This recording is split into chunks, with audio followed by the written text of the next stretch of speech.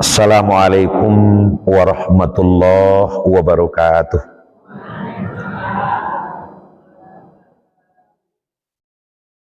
Innal hamdalillah wa syukru lillah wassalatu wassalamu ala Rasulillah wa ala alihi wa sahbihi wa mawalah. A'udzubillahi minasyaitonir rajim. Bismillahirrahmanirrahim. Inna ad-dina 'indallahi al-Islam wa makhtalafal ladzina utul kitaba illa min ba'di ma ja'ahumul ilmu baghyan bainahum wa man yakfur bi ayatillah fa innallaha sari'ul hisab. Shadaqallahul azim. Bapak-bapak, ibu-ibu, kaum muslimin, muslimat, jamaah maghrib yang dirahmati Allah. Pertama, kita sama memanjatkan puji dan syukur kehadirat Allah Subhanahu wa taala. Karena malam kini dengan rahmat dan karunia yang diberikan oleh Allah, kita sadonyo masih diberikan rahmat hidup. Rahmat hidupku adalah rahmat nan sangat gadang jika dibanding dengan rahmat-rahmat nan lain. Bamangko kita katakan rahmat hidup adalah rahmat nan paling gadang. Karena hidup kita tu memiliki perbedaan yang sangat jauh dibanding dengan hidup makhluk-makhluk lain. Kalau hidup makhluk lain, kita agih saja contoh sapi jok kabau, jawi jok kabau. Jawi jok kabau ko hidupnya adalah untuk daging. Jadi hidupnya tu untuk daging. Sehingga jawi kabau yang berhasil hidupnya nantaba dagingnya. Jadi kalau ada orang bago-balo jawi, bago-balo kabau, gapuak jawinya, gapuak kabaunya, tu berhasil namanya. Bamangko itu, sebab yang menjadi ukuran berhasil tak berhasilnya hidup jawi kabau tu adalah terletak di daging. Itu saja. Lalu daging tu beko adalah untuk makan manusia. Tapi kalau awak manusia ko, hidup awak adalah untuk beribadah, untuk mengabdi kepada Allah. Wa ma khalaqatul jinna wal insa illa liya'budun. Ambo hendak jadikan manusia dan jin melainkan untuk mengabdi, beribadah kepada ambo. Itu tujuan hidup awak. Oleh karena tujuan hidup awak adalah untuk beribadah, maka ukuran berhasil tak berhasilnya awak di dalam hidup bergantung kepada ibadah tadi. Makin banyak ibadah awak tu makin berhasil hidup awak namanya. Makin berhasil mencapai tujuan hidup. Makin kurang ibadah awak, maka makin jauhlah awak dari tujuan hidup. Berbicara masalah ibadah banyak saketeknya, itu tergantung jo waktu nanado melakukan ibadah. Artinya, orang nan hidupnya lama, itu kemungkinan ibadahnya bisa banyak. Tapi orang nan hidupnya seketek, maka ibadahnya bisa lo seketek. Aikolah yang menyabukkan awak, di awak lai diagih aja oleh Allah kehidupan, maka itu rahmat untuk awak.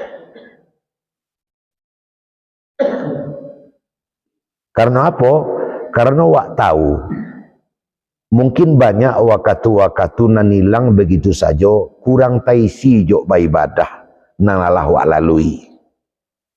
Sebab tadi yang bersabuikan lama hidup banyak ibadah, tapi lama hidup jo bisa banyak dosa. Kok dosa banyak tabuik selama kok panjang tangan acok tawaikan, panjang kaki acok telangkahkan, sehingga nambah tumpuak banyak tu dosa. Oleh karena itu perlu awak mengajar supaya ibadah nan banyak. Untuk mengajar supaya ibadah kau banyak, perlulah awak hidup. Akulah makanya awak perlu bersyukur karena malam kini awak masih diagiahkan oleh Allah hidup. Jago lalu awak pagi, dek lay jago awak balik, awak langsung bersyukur sekali. Awak baca doa jago lalu, alhamdulillahilladzi ahyana ba'dama amatana wa ilaihin nusyur. Segala puji bagi Allah yang lah menghidupkan ambo balik dari mati ambo, makasihnya lalu.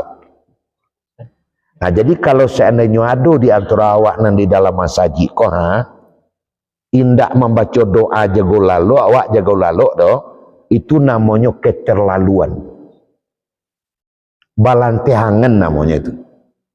Bangko itu lupa awak alhamdulillah leidu awak balik. Sebab ada di antara kawan-kawan kita sesama manusia lalu sanjo ndak ada jago leh. Nan awak tu mah lai duduk balik.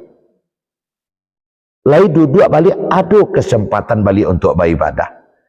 Makanya awak membaca alhamdulillahilladzi ahyana ba'dama amatana wa ilaihin nusyur.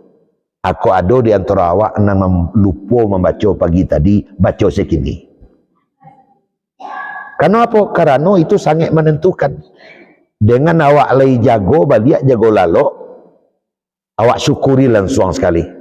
Sehingga masih diagih waktu seolah-olah oleh Tuhan. Kau ada sentiang masih ada waktu pambilai. Kau ada kurang masih ada waktu panambah.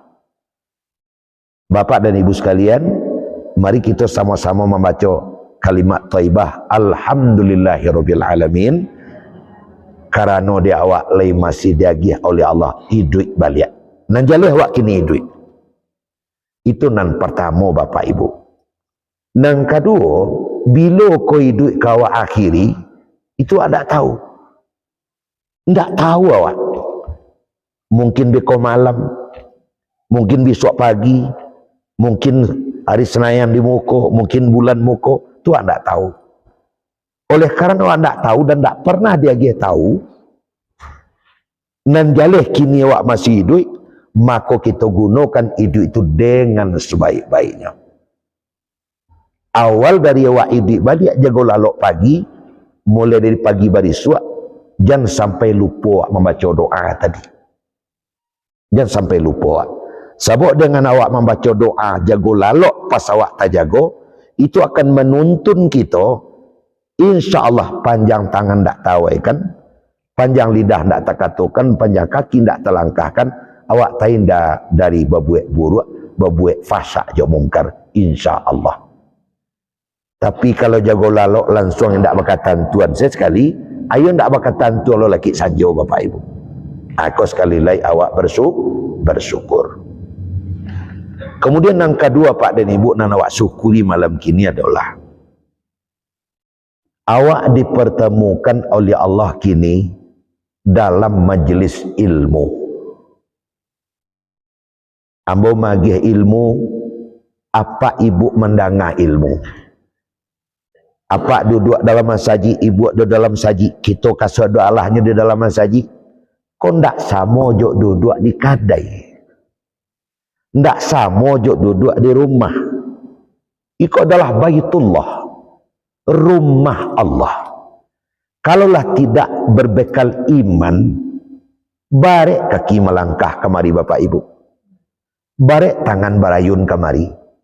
Antah manga tu ancak kakadai wak leh. Antah manga tu ancak kata pila buah wak leh. Tapi dengan adua melangkah kemari, tujuan awak adalah untuk menuntut ilmu. Khairus sa'ah as-sa'ah fi talabil ilmi. Sebaik-baik waktu yang awak lalui di dalam hidup adalah waktu menuntut ilmu. Menuntut ilmu. Apa cik Nabi awak? Man kharaja fi talabil ilmi fahuwa fi sabilillahi hatta yarja. Sianan keluar dari rumahnya tujuan pai menuntut ilmu, makanya dipandang oleh Allah fi sabilillah. Sama jok berjuang baparang malah orang kafir sampai balik pulang. Ma tahu beko ada di antara awak na di dalam masjid ko. Tak sampai angok pulang lagi. Dua selampu tu menjalang tiba di rumah. Mungkin sudah isya beko. Mungkin di jalan. Atau mungkin sedang memagih pengajian kau. Di sisi Allah kita dipandang syahid. Kalau syahid langsung masuk surga bapak dan ibu. Jadi tidak tanggung-tanggung hadir dah. Itu adalah sunnah Rasul Muhammad sallallahu alaihi wasallam datang ke masjid sebelum maghrib, pulang setelah isya. Itu yang kita umat Muhammad sallallahu alaihi wasallam. Kasihan kita ke kawan-kawan, ibu kita ke dun sana, leh solat maghrib di masjid, tu pulang balik. Beko isya ti boleh balik. Salahnya duduk sebentar didengarkan pengajian, awak berada dalam waktu nampal yang rancak, iaitu waktu menuntut ilmu. Jika terjadi sesuatu di dalam waktu awak sampai pulang beko, di sisi Allah awak syahid, langsung masuk surga. Sama mati awak jok mati mengangkat senjata, maju ke medan perang melawan orang kafir. Tak tanggung-tanggung dapat. Itu nak awak syukuri yang kedua. Kau nak awak syukuri. Jadi dengan tidak awak sadari, dengan tidak awak begitu memperhatikan, ternyata bapak, ternyata ibu dan kita kasar doalanya sedang membuat sesuatu yang sangat dimuliakan oleh Allah Subhanahu Wa Taala. Mendengarkan ilmu mulai maghrib sampai solat isya. Itu nak awak syukuri yang kedua. Yang ketiga nak awak syukuri kini bapak dan ibu. Awak dipasukan menuntut ilmu oleh Allah dalam mansajid. Nah, tadi lah mau sampaikan, basuh di dalam mansajid indak sama je basuh di luar lain daripada mansajid. Khairul liqa fil masjid. Sebaik-baik pertemuan adalah bertamu di mansajid. Bamangko sebaik-baik pertemuan adalah di masjid. Sabuk orang ke masjid itu pak 99% adalah untuk beribadah. Ada wak ke masjid pergi bercakap. Pada yang lah ke masjid asal telah ada Nabi itu. Tak ada lah. Malih dan cari yang mah. Lah kita uji lah. Banang kuat pengkalangan wak ke masjid itu lah. Kan tak ada. Ke masjid 99% adalah untuk beribadah. Nang sabananya apa dan ibu rumah awak nang sabana rumah adalah masjid. Awalu baitin wudi'a lin-nasi lalladzi bi Bakkah. Rumah pertama dibangun untuk manusia terdapat di Makkah. Maksudnya masjid haram tu. Rumah tampak lalok tampak makan awak tu, itu rumah Cik Ica tu. Rumah awak nang sabananya adalah di masjid. Coba cari apa ibu kita kasih doa lahnya. Kan tak ada beban awak kini. Kok duduk bersandar, kok duduk mengunjur, kok di mungkuk, kok di balakang, kok meluruh maduk kabuya, kok kameriang-eriang. Kan tak ada terasa babat. Bamang kau bebas awak, rumah awak. Tapi tersabik rumah tampak tinggal kita. Itulah banyak anak kali jago pak. Tampak duduk lah beda tu. Tampak duduk orang Sumando. Tampak duduk nenek mama. Tak bisa dikalepasi kuah di mana duduk kalau di rumah. Malah dalam falsafah kehidupan kita orang Minang, raso dibawa naik, pareso dibawa turun. Bakok raso dibawa ke rumah, dibawa naik. Sebab dari rumah tu macam-macam. Ada baipa, ada babisan, ada mentu, ada minantu, ada anak, ada bapak. Tak boleh bagalau saja. Sehingga tampak duduk kalau di rumah awak, tu rumah tampak makan minum. Itu dijago. Tapi di masjid awak bebas. Bagaimana kau bebas? Rumah kita bapak ibu. Makanya tadi di siko tampak mengaji awak madok ke ibu selalu lapak nak satu. Bagaimana tukar bantu eko bisa suam nuka-nukanya. Bagaimana itu awak di rumah awak. Poin yang nambah ingin sampaikan kepada kita adalah bersyukurlah pak ibu kini. Karena awak diberikan oleh Allah kekuatan lahir batin sehingga ringan diri dibawa ke dalam masjid. Alhamdulillah. Malah kalau dapat pak, khairul maut al maut fil masjid. Sebaik-baik mati kalau dapat mati di masjid. Jangan bercita-cita mati dalam parak. Jangan cita-cita mati di jalan. tapi memohonlah kepada Allah meninggal di masjid. Dalam sebuah hadis cukup panjang, intinya Nabi awak menyebutkan dilarang minta mati illa fi haramain. Tidak boleh meminta mati kecuali di dua tanah suci. Maksudnya di Masjid Haram cik, di Masjid Nabawi cik. Jadi bermohon, ya Allah, kalau kau mau mematikan ambo, memanglah habis umur ambo, takkan dia kalah ambo, ya Allah, meninggal ambo di masjid. Apa lewat meninggal di masjid dan awak sedang beribadah? Kalau di masjid awak meninggal, itulah bisa dipastikan sedang beribadah. 99% kalau nyo meninggal di masjid itu dipastikan nyo meninggal dalam keadaan beribadah. Tapi ada 1% yang tidak, mungkin pincelok trompa, pi mencigok-cigok, pi mencigok caliak. Tapi 99% kalau nyo meninggal di masjid, meninggalnya dalam keadaan beribadah. Bercita-cita. Apa caranya supaya dapat awak meninggal di masjid, bapak dan ibu? Banyakkanlah diri awak kau hadir di masjid. Banyakkan diri awak hadir di masjid. Karena awak selama kalau raja juk guru menyampaikan kepada kita, kecik Nabi, mangkana akhiru kalamuhu la ilaha illallah dakhalal jannah. Siapa yang akhir katanya nanti mengembuskan nafas terakhir kalimat la ilaha illallah, langsung masuk surga. Itu Pak, membaca kalimat la ilaha illallah itu tidak semestinya harus la ilaha illallah langsung mati. Itu di sinetron dan ada itu. Di sinetron iya ada itu. Artinya apa? Meninggalnya itu dalam keadaan mengarah kepada la ilaha illallah. Ada yang meninggal dalam baca Quran, itu la ilaha illallah namanya itu. Ada yang meninggal dalam azan, itu la ilaha illallah namanya itu. Ada yang meninggal di masjid sedang melipik talakuang, itulah la ilaha illallah namanya itu. Ada juga orang menafsirkan kalau dibaca la ilaha illallah kiranya tidak sampai amati kapi awak bakok samurah tu bana menafsirkannya la ilaha tidak ada Tuhan tu menyati le dalam hatinya la ilaha illallah tu mah. Sebab setiap yang awak katakan melalui mulut nyolah awak sabit di dalam tu Pak.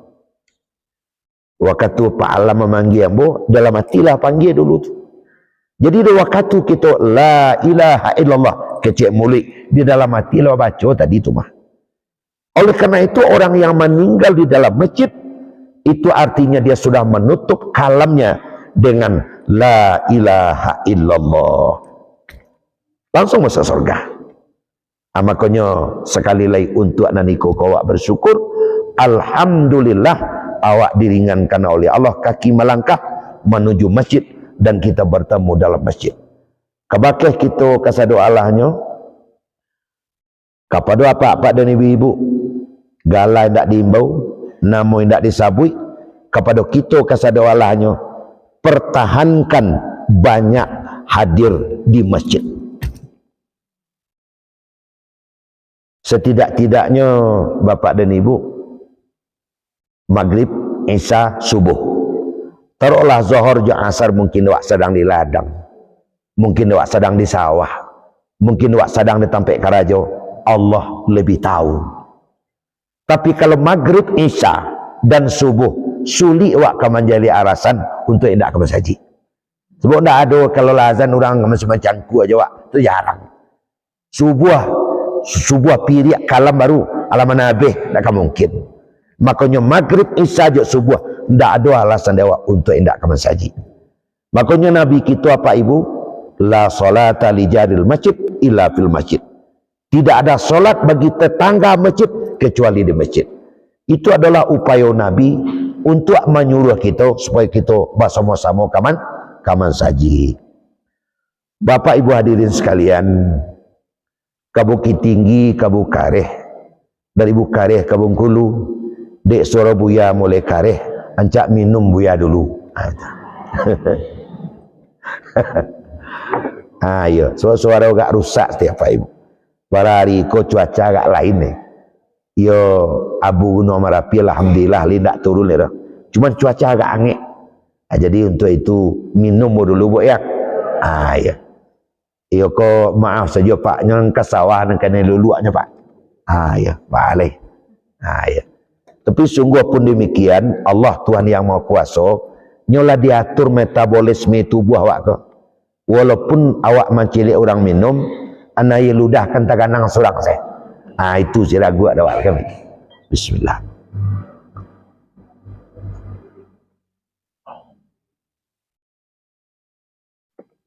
Makasih banyak nama ambil anai yang tonton jadi ibadah dari pahala kadang oleh Allah. Amin. Itu nang pertama Pak, nang kedua le. Allah Subhanahu wa taala sengaja menjadikan anannya buek ko serba berpasang-pasangan. Ada malam, ada siang. Ada laki-laki, ada padusi. Ada buruk, ada elok. Sepasang-sepasang kasado Allahnya. Ada nama ngecek, ada nama nanga. Kan serupa itu. Malaikat maja awak kana nelok, setan maja awak kana buruk. Innakum fi lumatain, kecek Nabi. Kamu di dalam hidup tetap berada di antara dua gaya tarik. Lummatullah wa lummatus syaitan. Gaya tarik dari Allah dan gaya tarik dari setan. Kalau awak sedang ditarik oleh Allah melalui malaikat, maka perbuatan awak menjadi perbuatan baik. Kalau awak ditarik dari setan, maka perbuatan awak menjadi perbuatan buruk. Begitu awak di dalam hidup, di masa saja, kapan saja. Dicoba memikir jok pikiran nan sehat, dikana jo hati nan tanang, tentu nan awak inginkan hendaknya awak selalu berada dalam keadaan berbuat baik. Sehingga dake awak ke malaikat, jauh awak dari setan. Habis itu hendaknya. Supaya awak jauh dari setan, apa dan ibu yang berhormati, banyak cara yang bisa dilakukan. Kita mengaji kau seketek. Setan mulai semenjaknya ada kerajonnya cieknya. Itu ya'muruna bil munkar wa yanhauna 'anil ma'ruf. Itu kerja setan. Menyuruh manusia ko agar berbuat mungkar, mencegah manusia dari berbuat baik. Itu kerja setan. Karena setan ko sejak darinya dijadikan, Tuhanlah menetapkannya ke masuk ke neraka. Maka bau saolahnya sepanjang hidup setan ko mencari kawan sebanyak-banyaknya supaya ndoh poroh sama dia masuk neraka biko. Nah, kini yang mau sampaikan kepada kita. Sudah sembahyang subuh, itu setan keluar 25. Sudah sembahyang luhur, keluar 25 lagi. Lah 50-nya. Sudah sembahyang asar, keluar 25 lagi. Lah 75-nya. Sudah maghrib, setan keluar 25 lagi. 100%. Seluruh setan keluar sudah maghrib. Jadi serangan setan untuk mengajak kita mengarajukan namburuk dan paling parah adalah sudah maghrib. Makanya orang tua-tua sangkit siswa jangan berlari-lari di laman maghrib nak, tapi jak setan kau kan itu kecilnya. Jangan sekali-kali membuka etuangan sudah maghrib Pak, bertinju kesudahannya. Abang yang ketujuh doang, itu jadinya kalau awak beretong sudah maghrib. Jangan sampai batangka di waktu maghrib, main pisau kesudahnya. Sudah subuh 25 setan menggodanya, seperampek mengkasihnya. Sudah luhur separuh, sudah asar 2/3, sudah maghrib 100% seluruh setan keluar menggoda awak. Makanya kejahatan-kejahatan itu banyak terjadi pas sudah maghrib.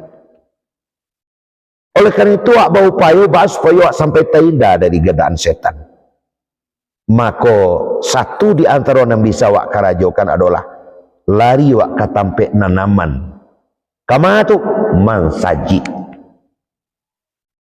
Makanya Nabi kita Muhammad sallallahu alaihi wasallam mengajarkan ke kita, barangkailah sebelum maghrib menuju masjid, jangan pulang kecuali setelah Isya, selamat dari setan. Kok ceramah kini setan menangah luar. Palasi ni sampai lo itu kecil. Sakit hatinya kau. Makanya orang-orang yang masuk masjid setelah maghrib selamat dari godaan setan. Makanya bagi apa ibu nalah pai haji, nalah pai umrah, cobalah barangkali sebelum maghrib sudah Isya baru pulang, maka selamatlah awak, khusyuk ibadah, banyak Quran terbaca, zikir pun tasabui dari maghrib sampai Isya. Jadi secara tidak langsung apa dan ibu kita kasih doalahnya dalam masjid ini sampai Isya, awak sedang menyelamatkan diri awak dari godaan setan. Aku yakin apa ibu sedoalahnya kita masih berada dalam keadaan berwudu.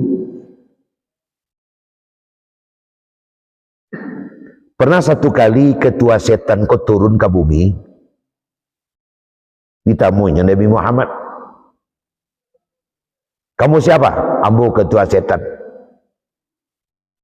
Tujuan saya diperintah oleh Tuhan untuk menemui kamu dan menjawab segala pertanyaanmu.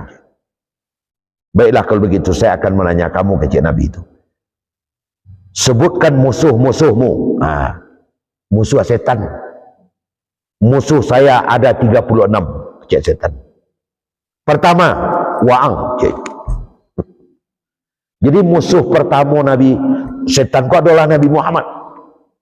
Di antaranya musuhnya adalah orang yang sedang baca Quran dan orang yang selalu dalam keadaan berwudu.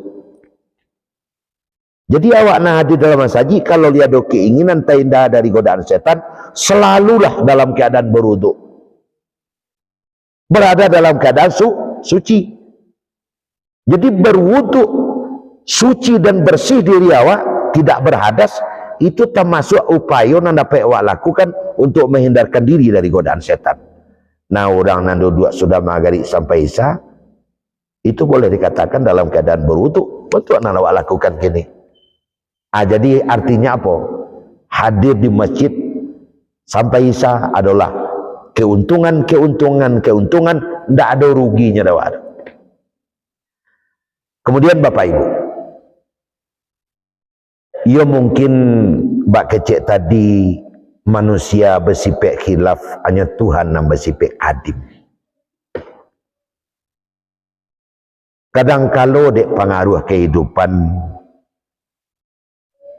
mata tajuk kawan saya semudia sekateh sekabawah panjang lidah takatuan juga sekali-sekali dapat jodoso. Kadang-kadang tangan tawe kan juga sekali-sekali berdosa lo tangan, kaki justru itu. Sebab menurut kajian dosa kok dua macam. Ada namanya dosa gadang, namanya ismun. Ada dosa ketek, namanya zambun. Nah, kalau dosa gadang itu boleh dikecekkan rata-rata tidak ada nama ngarajuan. Membunuh orang kan ada, memakan harta anak yatim, memakan riba, bazina, minum-minuman kareh, syirik, terus gadang. Nan banyak takakok takaraja dewa dosa-dosa ketek. Kalau Imam Al-Ghazali menyebutkan dosa ketek itu disebut dengan ismul a'dha, dosa anggota. Dosa mata, dosa tangan, dosa muncuang, dosa kaki. Itu. Bila mata awak berdosa, kalau awak mencali nanti larang. Bila telinga awak berdosa, mendangan nanti larang. Bila tangan berdosa ketek tu, mawai nanti larang. Malah kadang awak tidak ada bermakasih, tidak ada berniat dah. Boleh je dosa, tapi ketek. Umpamanya ibu sedang menyapu di atas rumah, lalu teisah di laman. Saya lalu laman, teisah, sisah namanya. Kok ada sanamo tu mah.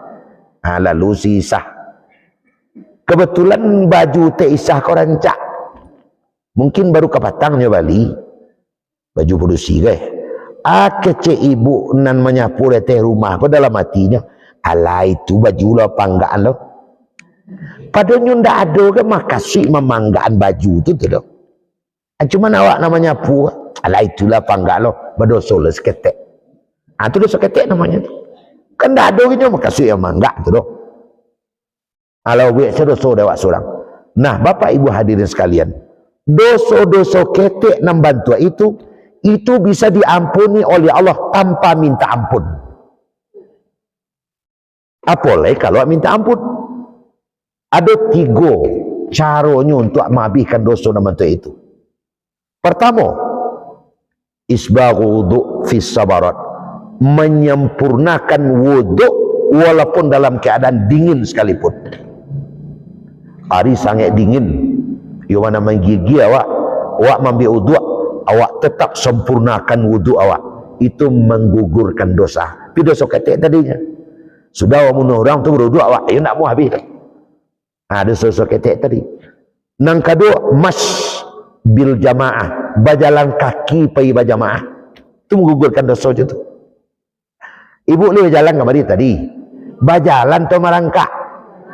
Kan lagi berjalan. Berjalan kaki dari rumah pergi berjamaah menghabiskan kafarat, menghabiskan dosa. Kalau kaki nak talok lalu aja onda, sabalik roda onda tu sama je selangkah. Sebab biasanya kalau nak talok bantu ambo jalan kaki dari padang panjang, mati malah ambo. Iya tak? Allah lebih tahu itu. Allah lebih tahu. Bakok biar joto di padang panjang, tak sampai lah kemari. Jadi itu bisa disesuaikan. Umpamanya ada je kursi roda dan tanda anak bagi apa tu biar sabalik roda tu sabalan sama selangkah. Sama je tu. Yang ketiga, kau nyopak nang sadang apa ibu kerajaan. Intizarus solah ba'da solah, menunggu solat sesudah solat tu menghabiskan dosa tu. Menunggu waktu isya sesudah maghrib, itu mana kasihnya Pak? Intizarus solah ba'da solah, menunggu solat sesudah solat yang dimakasih maghrib sampai isya. Ndak menunggu luhur sudah subuh dah. Alang kali makan bekok.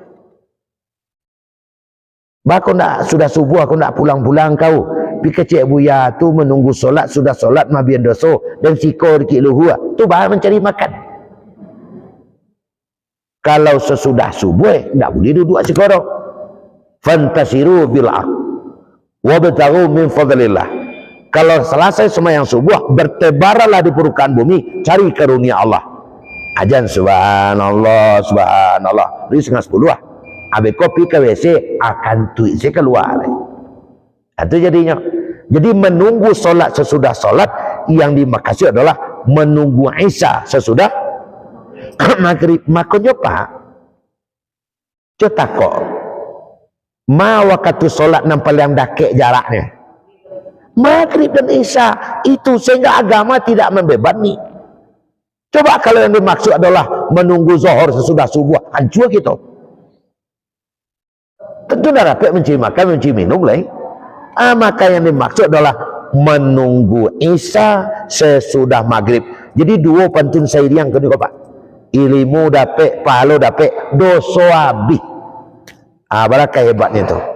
Cuman tentu nang gadang pahalanya nan jauh dari masjid.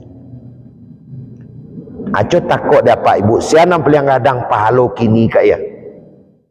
Ambo nang paling gadang pahala. Sebab ambo dari barang panjang, cuma nunjuk nan jauh pada ambo. Makin jauh awak dari masjid, makin banyak langkah awak, apalagi kaki pendek pula. Lah banyak pahala tu. Jadi intizarus solah ba'da solah, menunggu solat sesudah solat termasuk kafarat, menghabiskan dosa. Jadi ikut adalah penguat yang nama sampaikan kepada kita untuk kita tetap bersikukuh di dalam mempertahankan bahas supaya dapat setidak-tidaknya 3 waktu. Maghrib, isya, subuh, tidak ada cerita. nan solat jamaah ia tetap kaman saji. Masuk Isa. Jadi ambolah teranga demo tadi babunyi. Jadi bapak dan ibu kapadang kapada buek tiba di situ hari pagi sesuai jok janji nan buek maka mengaji langsung baranti. Mudah-mudahan kalau Tuhan lain mengizinkan setiap Selasa pertama insyaallah awak basuh Pak. Kau adalah merupakan pengajian yang pertama dan tadilah bos sampaikan ke wakil kita agak bailat kita malam kini karena jam 8 beko ada kegiatan harus ambo ikuti dan itu berlaku untuk seluruh Indonesia. Kalau ndak lo mau longo ambo nampak ambo di filmnya di sini nah akan nelu kita bersama-sama. Kepada apa ibu ateh kemakluman Allah mau sampaikan ambo ucapkan terima kasih banyak dan kalau saya aja hal yang ndak pada tampaknya kurang berkenan tentu memohon dimaafkan. Bila taufiq hidayah, wassalamualaikum warahmatullahi wabarakatuh.